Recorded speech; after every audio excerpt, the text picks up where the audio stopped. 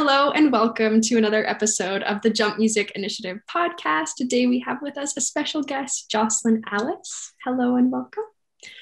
Hi, thanks for having me. And my co-host, Lisa Jacobs. I'll pass it off to you now, Lisa. Yay.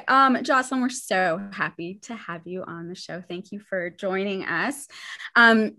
Jocelyn Alice has been in the music industry for a long time, since she was a teenager. I don't know if you're going to hate that I say this, but she was on Canada's Pop Stars when she was 16, which was a huge deal. She was in the paper. It was all very incredible. And then she's been in the industry working, hustling. We had a little band called Jocelyn and Lisa for a while. And then in 2015, Jocelyn went solo and had a platinum hit in Canada with the song Jackpot. And since then has had a couple more gold hits and has done some amazing collaborations with some killer artists, including Rhea May, Brooklyn, Walk Off the Earth. They did a really awesome cover of Havana with Marshall, and actually a bunch of other, some really cool like dance artists. That's not what it's called, electronic music. Oh my God, I sound so old. Yes, and is an incredible songwriter, singer, all of it. So we're so happy to have you here. That's a tiny little bio, but can you maybe fill us in with sort of your role in the industry and where you're at right now, and fill in any missing gaps if there are some that you wanted to fill in? Yeah, I mean, it's something I love so much about this industry is that I feel like my role is always evolving and changing into different things, and I'm letting go of things and adding other things on. And it's been honestly a dream. I'm lucky to be on the radio, and then I do a lot of work in EDM, which I just really enjoy, because the marriage of me writing ballads, which is essentially what Lisa and I did together too. It's just such a perfect marriage for that kind of music. Now I'm starting to write for other artists, which has been a total secret dream of mine and is just so exhilarating. And now I'm starting to evolve my own music, starting to do a little bit of choreography and learning to dance a little bit, and working on vocal production, and, just trying to keep interested in this and not get to a place where I'm complacent. So that's kind of where I'm at.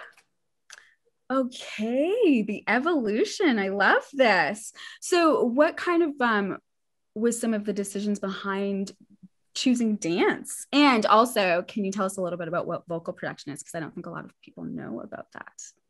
Definitely. Dance really chose me. The more that I started to get into the industry and started to release my own solo music, people were just kind of reaching out. And I was like, wow, I'd always wanted to work in all genres. That's something that's super, super important to me. But I never imagined how well that marriage would work until it happened. And my first song that came out in that style was Feels Right. And that's still by a landslide my biggest song on Spotify. So I think just from that, people start kind of hearing your voice. And the more that you're on stuff, the more people can kind of picture you on more of that genre. It's kind of hard to get your foot in, but once you're in, people can imagine it, I think. And the vocal production is really cool. I mean, Lisa, I am not good at technology. I really struggle with tech. Like, it's not an interest of mine at all. But coronavirus hit, and I was like, oh my God, like, I'm not going to be able to work unless I figure this out. So luckily I have a friend in the city, Mitch Lee, and he has helped kind of walk me through kind of the simple, processes that you first need in order to do that. And, if I'm being honest, really the luckiest part of all is that I was in that band with Lisa, and that we played as many shows as we did, and just, really like got to work on our chops, because now I'm a different singer than I was before I met Lisa and before the things that we did, so it makes it a lot easier when I go into record, because I'm not having to do a whole lot to make it sound okay. And I'm so grateful for that. But vocal production, I don't know. I use Logic, and I basically just, this is like all that I have gear wise, and a little interface. And I throw the track in there, and then I sing, and I do my own harmonies and my ad libs, and then I send it to the producer, and they kind of pull it all together. That's my next step too, is to learn to mix and to bring tracks to a better place, but that's my next dream. Amazing. So I wanted to ask you a little bit. I know you do a lot of co-writing, a lot of work in songwriting. I want to ask you first, for all the young artists out there, just generally, what is publishing? What is this scary word that a lot of people maybe don't know that much about? And I have a kind of a follow-up question to that, but I'll start there. Yeah, basically, I mean, the best way I've heard it to be described, because I'm still learning too, honey. Okay. This is so confusing. Like, it's like, it never really makes sense to me, honestly. Publishing is when your song is published in something. So let's say it's a TV commercial, it's a film, it's something like that. And they basically, you know, a lot of the times pay you a fee to use your music. And it can work in different ways too. One of my first big opportunities in the publishing world was actually a song where I didn't own any of the publishing, but it ended up getting synced, and the people that did own the publishing got a lot of money, and then I got money to basically perform their song. So there's so many different ways that it works. It's hard to explain. No, amazing. I also wanted to ask you, when you're going into a co-writing session or anything like that, how do agreements work? And is it important to have a legally binding agreement when releasing a song that was made by multiple people? It's a great question. Sometimes it can be so simple, and sometimes it's complex, and it really, you know, it entirely depends. I mean, Lisa and I have had a song where we started the song together in the room with another producer. And then we ended up taking the bridge of that song and putting it on a different song as the bridge. And so when we went back to Lisa, I think that he probably negotiated a term that was less than what you normally would have gotten had we all made that song together in the room. Mm-hmm. Now, there's something called like Nashville cuts. And generally when you're in Nashville, which I really love personally, but you know, country, it works a little bit different than pop. A lot of the times pop is touched by a lot of people. And all of a sudden you're like, holy shit, we have like 4 versions of this song and I don't know who owns what. Whereas Nashville is very much, if you're in the room, you all get an equal cut. And I would say 95% of the time when I work with music, that's how I roll, just because a lot of the times that's the simplest way and it's just easier. But yeah, looking back, I've definitely had some like squirrely situations where I was shocked. And a lot of the time it's people that I think are my friends, if I'm being honest, where I'm like, yo, like, you know, they won't pay me, or they won't offer me, you know, ownership of something that I made, or they don't value things in the way that I believe my voice should be valued. And it's complicated, but I also feel like when you start to get in these situations that are a little bit more complicated, I think it's a sign that you're actually in the industry as well, because it is a part of the industry, you know, and I think it's hard. It's not easy. You know, I remember the first time that I let a drummer go in my band. And I remember someone said to me, it's going to be an uncomfortable situation, but you're going to be in a hell of a lot more of these as you go along in this industry. So it's good practice, you know? And so that's kind of how I look at it now. And I think I've also learned that I've fought in the past for things that I look back and I'm like, that was not worth the amount of energy that I put in to fight for a few percent.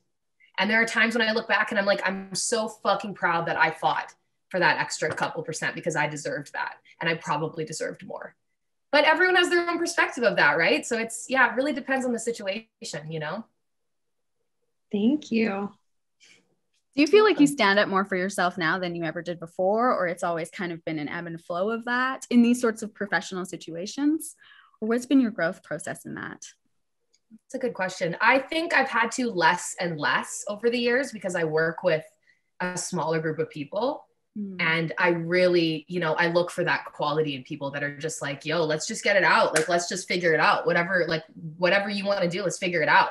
And I feel like I have very much the same attitude now as well, especially because a lot of the people that I work with, you know, like Ria May, like her and I have worked on collaborations together. I might help her write a little bit in her music. She's helped me with so much business stuff. If it ever comes to anything in terms of cuts, like I'm not worried because I know that we have a lifetime ahead of us of work to be made together. So it's just not worth it. And it's like, I trust her, you know what I mean? Mm-hmm. So I just think it's important to work with people that, you know, you really know are going to have your back. That kind of leads into another question I was wanting to ask you. Do you think that as it stands now, do you think that women face an unfair disadvantage in the industry? And is this something that you've seen sort of change um, from when you got started to now, or kind of how, from your perspective? Honey, 100%. And no, it has not changed at all. It is so much harder to be, I mean, just the things that are expected of you, I've had a really hard time with in my life, like from a young age, nudity and, you know, having to work in a genre that I didn't want to work in based on the way that I looked.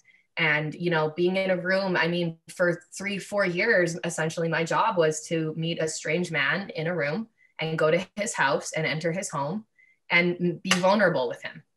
And I'm also like deathly afraid of dogs. So that adds a whole other layer of fear when I'm going into someone's home. You know, it's like, there's a lot of, I think, fear, and especially I think overprotection sometimes that I have with myself, where I'm like so guarded and kind of paranoid based on my actual reality of life that I've lived in this industry, that there are times when I'm like, yo, like I come on a little strong because I'm so used to, you know, there being a lot of shitty men in this industry that run things. I will say, I do think the model of the music industry is always evolving and always changing. It's one of the hardest parts of the industry, but it's a part that I really love too, because I think more and more over time, artists have had more ownership of their music. And I think that audiences want artists that have ownership of their vision. You know, I've always believed like an artist isn't about talent, it's about having a vision. And it's about knowing the work that you need to put in and the people that you need to collaborate with to bring that to life and to become, you know, whatever talent you need within yourself. But yeah, it's hard. Like, and I say that to young women that ask me all the time, industry questions online and whatever, like be prepared for that, you know, make sure that you have a support system. And also I will not work with a girl that's just like a certain age. Like I don't work with now girls under 18, I've decided, because I waited a long time. I was 30 years old when I released my first solo single. And really the only reason I did is because Lisa basically forced me to, you know, like I didn't really even want to do that. You know what I mean? Like, and I know that I was destined to do all of the things that I'm doing now, but I always knew like, I'm not ready. Like I know what it takes. And I know the types of things that are constantly thrown at you just from the tiny bit of the industry that I've been in at 16 years old. And it's hard. So just, you know, take your time and make sure that you have support and make sure that you have people you trust. And if something's off, it's off, you know? That's good advice. If something's off, it's off. How many times do we not listen to ourselves? Right? Oh my God. Oh my God. Especially as women, the people pleasing, it's like, let that go and protect yourself, you know? Yeah. And hopefully, Maddie, your generation feels differently about some of these things than we do. Like maybe you don't want to please everybody like we grew up doing. Seriously. Please yourself. Right. So Joss, like you said, you have been hustling for such a long time. And then you found sort of like commercial success in the industry. I'm really curious, like how was the feeling of like your first solo single going platinum, and what were kinds of some of maybe the surprising things that came along with success that you weren't expecting? Oh my God, I'm still processing how big that moment was. You know, the one thing I really truly regret is that I mean, it's so funny too, because Lisa and I had talked so much about this by the end of our band that we were like, oh man, like we really didn't take moments to really look around and be like, wow, like look what we're doing, you know? And I think Jackpot, I also want to preface this with like, I was broke as a joke when Jackpot came out. And we all know that royalties take like a year to come to you. So like, I'm getting all this attention and everyone's kind of painting me as this new pop star. And I was like, I don't know how I'm going to eat tonight. Like, I have no team. I have no idea what I'm doing. And it was just honestly a really exhausting time in my life where I look back and I'm like, the few years after is when I really started to realize, you know, what had happened and how my life had utterly changed and how it was really never going to go back to what it was before, which was really cool. But it took a really long time and also that was like right before streaming had really taken off. So we actually sold, I think 90,000 copies of that song. And it's, it was on the charts for, I think 6 months. And that's not like, that's not a normal thing that you can even really shoot for in this industry, because I do think it's just meant to be or it's not. And it's one of those moments where it's just like, you couldn't have planned this. Like I didn't market it. I didn't have a marketing team. You know what I mean? It's like just things just happen thanks to that song. So it's still a really big, it's something I think about a lot of just like, I want to be more present when things are happening and realize the true magnitude of these moments. I like that. It was interesting what you said kind of about just the business side of things. Lots of young artists go into it and they really want to do all the creative things that go into it. And maybe they even have no idea how much really there is to be done on the business side of things. But what would you say to that? How do you go about learning about the business side of things, knowing all the things that need to be done and knowing what maybe you can do for yourself and what you need to outsource to other people? It's so overwhelming. I'm still learning that. I think a big strength of mine over the years has been knowing my weaknesses, and I work on them and I do try to evolve. I'm a big grower as a person, but I also am really bad at details. It's like a real struggle for me and the way that I think to remember things. So I've always known like I do need real support in terms of pulling everything together. I'm also like an idea person. I have lots of big ideas and like I feel like I kind of know who I need to bring them to life, but I don't know how to like actually finish them. And that's just how I work. And it's been, I think, really healing to just be like, you know what, these are my weaknesses. That being said, right now, like I don't have a manager. Right now, I'm actually building a new model where I'm working with a marketing person and someone that works in grants and basically is, chasing after money for us. And we're going to go without a manager. And it's 2 women. And it's just been so cool. We're trying to start our own label under another label so they can distribute us. And it's just kind of a model that's, new. Other people are doing it, but I do believe that it's the future because it allows artists to own, their own masters, which I think is so, so, so important. But I'm, every day I wake up and I still, after everything that I've done in this industry, I still feel like I have no idea what I'm doing all the time. Amazing. I love that. I love the honesty there. It's amazing because oftentimes it's so hard to get answers and to kind of know what you need to do to get where you're going. But yeah, I also there is no way. There's no way. There's no book where you're like, this is how you do it. Like everyone's doing it different. I mean, the way that like deals are carved over the years, I've just learned through doing it and being like, oh, I didn't know you could ask for that. Like, I didn't know that when I collab with a DJ and I have a good amount of streams on Spotify, that I should be paid up front for that. I had no idea. But then you get to a level and you're like, oh my God, there's a feature fee. I'm getting paid just to sing it, even though I wrote the song. Like, that's dope. You just don't know. You learn as you go. Learn as you go. Absolutely. Okay. I think that you are a fabulous songwriter, and I know that you love songwriting. And this podcast is really targeted at young and emerging artists. So can you give us kind of like, maybe impart with us some songwriting wisdom, things that you've learned, things that you excel at, things that maybe, just some of your experience and wisdom as a songwriter. Well, I always tell people first and foremost, collaborate. Understand your genre and how it works. In the pop industry, hits are not written alone. It literally doesn't happen. So if that's the industry you want to be in and you want to be popular and you want to be, which I think popular, I hate that word, but like connecting to a large amount of people, I think, be aware how it works. I would also say, if you're uncomfortable, leave. I have done that before where I have felt like I can't create in this space. I'm leaving. You are always, always, always welcome to do that, especially as a young woman. Be careful. And I would also say just find people that get you, find people that support you and maybe are also able to see things in you you're not able to even see. And just, again, I think support and excitement are so important in a session when you're with someone and they're just like, wow, I'm so honored to be in this room with you. That's where great music is made from, you know? And honestly, at the end of the day, like, just have fun. I forget about it a lot. I'm like such a perfectionist, you know? It's like, don't forget to enjoy yourself. And I really don't think that you can enjoy yourself working with people that don't get you, you know? Absolutely. How do those collaborations come about? How do you go about, maybe there's someone that you're really interested in working with, but what does that process look like?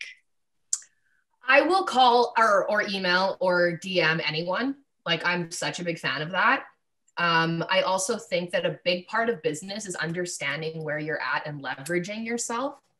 And that was another shocking part of Jackpot, was like, oh my God. Like, I remember when Lisa and I worked with Ryan from Mother Mother, and he like knew my song already. And I was like, oh my God, like, I feel like a bunch of artists in Canada that I respect actually know who I am right now. Like, that's crazy. And that was a big click in my brain where I was like, okay, I'm going to start to go after people. And I'm going to make sure that like I use this opportunity. And by the way, I don't have the same opportunity now. My shit's not hot the way it was with Jackpot, right? So you have to kind of know those moments and how to use them.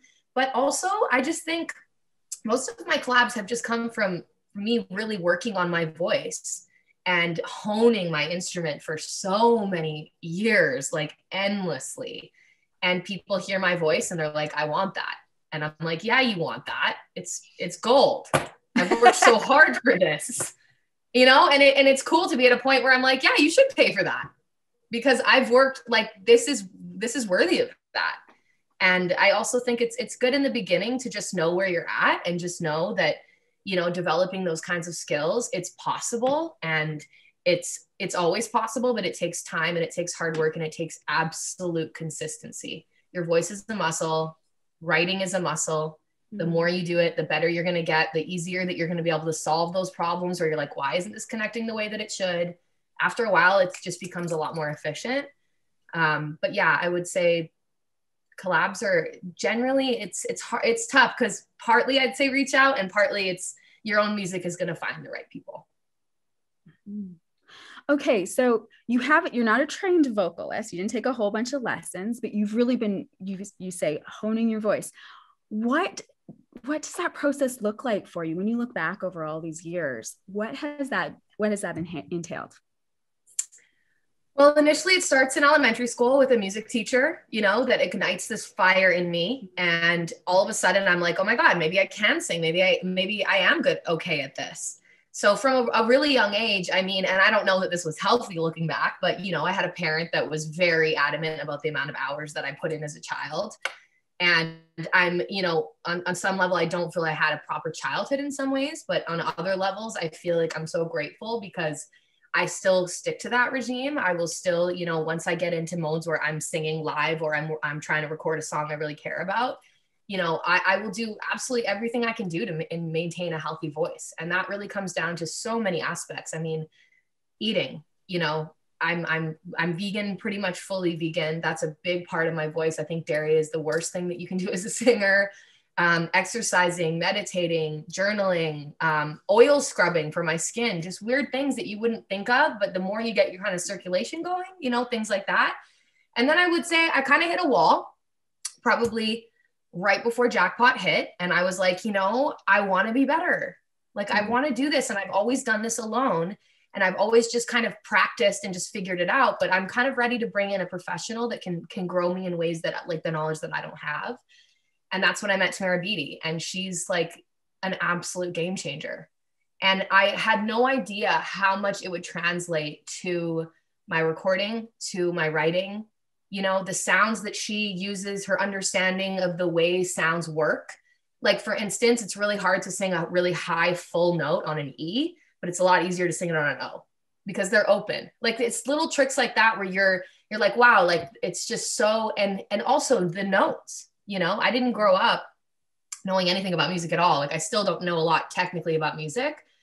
So the scales for me at first, I couldn't even sing them. I was like, I don't know these notes. I don't know how to do this. And it was really embarrassing for me and really hard for me to do that with her at first. And now there's all these other notes I'm finding in my songwriting where I'm like, wow, I don't even know that I knew that note existed, but it's like everything to the song, you know? So yeah, it's definitely, again, been an evolution, and I'm excited to keep growing as a singer. It's a lot of fun for me. Awesome. So over the course of the last year, it's been really different as an artist and as a human being. So is there anything that you've learned about yourself during this time, specifically as an artist or just as a person? I've definitely learned I can vocal produce. You know, I've learned I can do something that I really, really was sure I couldn't do. I've learned to not do anything for a while, which is really, really challenging for me. And to, you know, put my self-esteem in different places, which I actually think is incredibly important. Especially when you do start to have some success, you'll quickly learn that it doesn't make you feel any differently about yourself. And in some ways, it actually makes you feel worse because you feel like an absolute imposter all the time. And that's something you have to reconcile. And I've had to continue to reconcile. And it's, you know, last year I probably wrote maybe 2-3 songs. And I write like 350 songs a year generally. Like I write a lot. So it's interesting looking back that one of the songs that I wrote is probably the best song I've ever written. And it's going to be my lead single for my next project. And I wrote it completely alone to a beat, and I did all the vocals. And it was a completely transformative moment for me where I was like, wow, like I'm a different creator now. And I can do different things now in terms of like helping other artists. And I just feel so ready for that. And I don't think that I could have gotten there without like the struggle of last year and really having everything taken away. I mean, I moved countries. I went through a breakup. I mean, I've gone through some really heavy stuff this year. And I'm really grateful for that because, you know, healing is really hard, but it's really worth it. And I feel a lot lighter. And I just hope that, you know, as hard as it is to just like sit in your 1-bedroom apartment and like want to like shoot someone because you're so over it. And I know we're all feeling that. I would also never in a million years give this year away because I feel like I've just learned so much about social justice and, you know, just like, I can't even begin to tell you, I feel like an entirely different person. So it's been hard, but it's been good. You mentioned imposter syndrome. So many people say that they've experienced that and that that's something that happens when you find yourself into success. And what would your perspective be on that? How does someone go about dealing with that? I don't know that you do, you know, like there's a part of me that's like over humble and I think I'll always be that way. And there's a part of me that's glad I'm that way. Like things will not be going to my head. And I can guarantee that because I feel pathetic most of the time. You know what I mean? Like, and I'm working on that, but at the same time, like that is definitely a big part of my personality. I think I'm quite self-deprecating and I don't want the platform. Like I want the platform to be able to do something with it. I don't want to be on a pedestal. I don't like that energy when people start to look at me like I'm not a human. Like that's not what I'm looking for. And that's a part of the game. But I mean, I think it's actually really been good for me to walk in my confidence as well, you know, to learn like, for instance, when someone used to compliment me on my voice, which, you know, I've been blessed to have a lot of those in my life. I used to be like, oh, thank you. Oh my God, no, thank you. Thank you so much. And the reality is that my genuine reaction wants to be like, thanks. I know. I work really, really hard. And I've worked really, really hard for like over 20 years. I'm exhausted and I know that I'm good. And I've earned that, you know? So it's kind of, and I think that's just getting older too. Like I'm 35. So there's a part of me that's like, yeah, that is me. That is how I work. And I know I'm a good person. And I know that I'm going to probably have self-esteem issues forever too. And it's all just kind of a part of it. But it's interesting to me that like the artists that I've worked with that I've really connected with, they all have the same thing. Mm-hmm. They all do. I mean, Lisa, you're one of the worst for that. I mean, she's like the most talented woman alive. And, you know, I felt like that was a big dynamic of ours of just really building each other up. And it's sad that we'd have to do that because we know we're talented, but it's sometimes hard to walk it out, you know? Absolutely. And two, I think when we're stepping into things that are bigger than they were yesterday, you feel a little bit like you don't belong. And I have to say, every celebrity podcast that I've listened to, they all feel the exact same way. Yeah. It doesn't really matter what stage of your life you're in. People are just like, am I doing a good job? Do I belong here? It's wild. Everyone that I also really admire seems to have an intimate relationship with fear. And I think that's another part of it, is like when you're walking in that fear, you're generally learning, you're growing, you're evolving, you're challenging yourself. And that's something to be really proud of.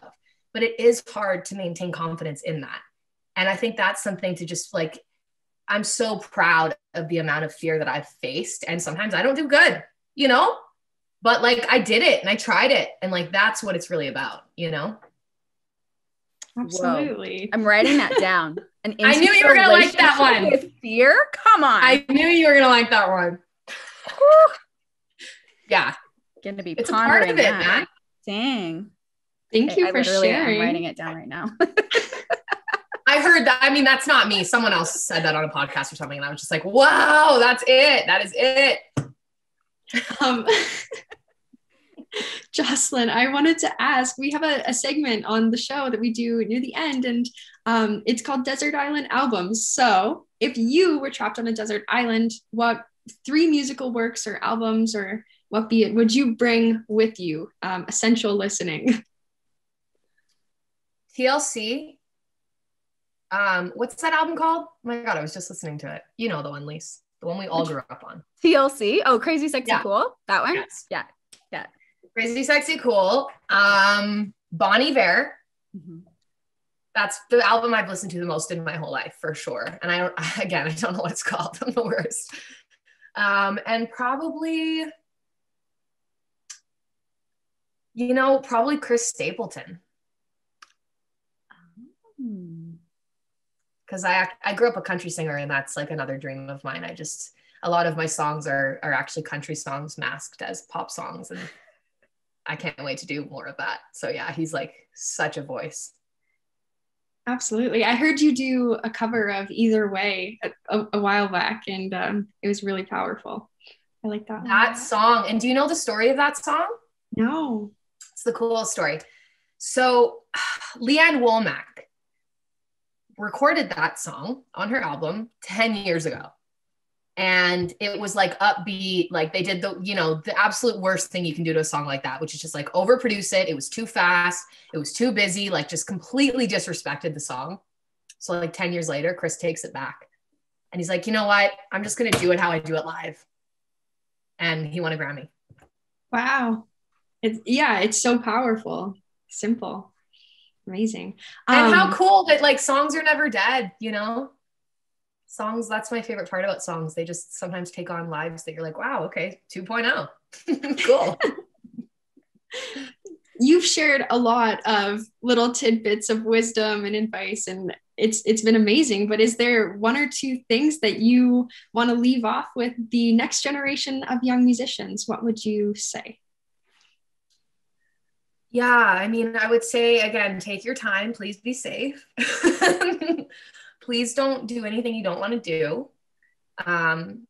Again, trust your gut and just find your people. Find the people that, and again, if you look at like, I think Ariana Grande is a perfect example. She's working with Max Martin for 5, 6, 7 years, right? Like the biggest songwriter and producer ever to live. And it takes her going back to her group of friends that she's known for years and years and years, and they've always jammed together. And that's who did Thank You Next, 7 Rings, like all of her new stuff. So I think it's a really good lesson, and I think you can feel that in the music, that she's having a good time. I think it's so important. Just don't forget to have fun. Why else would you do it? There's so much extra stuff you have to deal with. Trust me. Enjoy yourself when you can. Thank you so much. I love it. Joss, thank you. This was fabulous. So you guys are so great. You're such great hosts. I loved it. Thanks so much for doing it. It's a pleasure. No, it's my honor. It's nice to talk about these things because like it kind of reminds you like how much you've been through and how much you've learned. And yeah, good. Grateful for you. Bye. Too, girl. Hey, good luck with All right. everything, guys.